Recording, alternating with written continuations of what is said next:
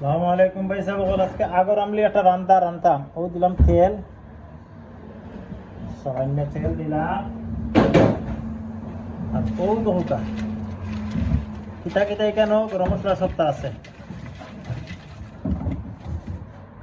দিলাম মিটটা,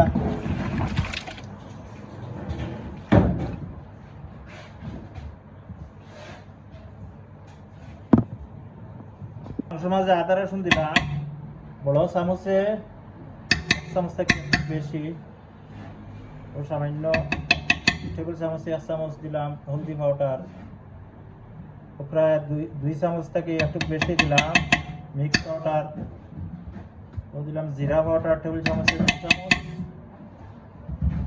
ধনিয়া চামচে দিলাম প্রায় 3 চামচ ধনিয়া পাউডার, চিলি পাউডার দিলাম টেবিল চামচে প্রায় 2.5 চামচ, ও দিলাম কাঁচামরিচ পরিমাণ মতো, দিলাম করিয়েন্ডার পরিমাণ মতো। তখন পালাইলাই এটারে মাখাই চুইলা আগর আমলি রান্দা অঙ্কুর আমলি নাই, পালাইলাই ওগুলো মিক্স করতে হইব। মিক্স না করলে এটা হইতো না, মজা হইতো না। ও দিলাম টেবিল চামচে প্রায় 2 চামচ লবণ,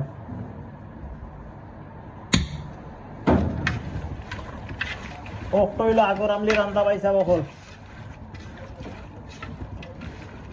আমরা যে বড় বড় জিয়াফা তকলে খাইতাম ও ওলা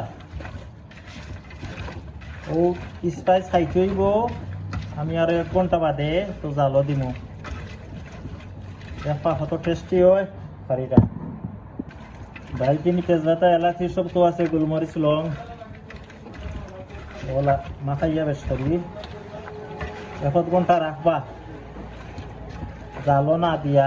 আমি 1 ঘন্টা আগে ওই স্পাইস করিয়া রাখি দিয়া, দেখো তো আপনারা ইনশাল্লাহ স্বাদ হইব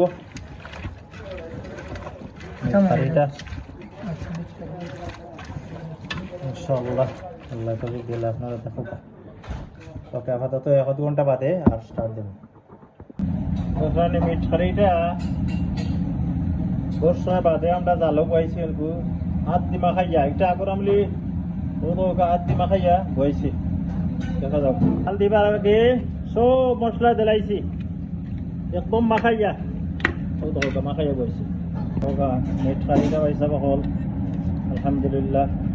আলুগুলো কত সুন্দর হয়ে আইছে, মিক্স হয়ে গেছে। দেখতে মাশাআল্লাহ মাশাআল্লাহ, তো নাইস একটা কারি। আজকের আমরা সাহিরির লাগি আমরা রান্ধি দিছি সাহিরির কারি।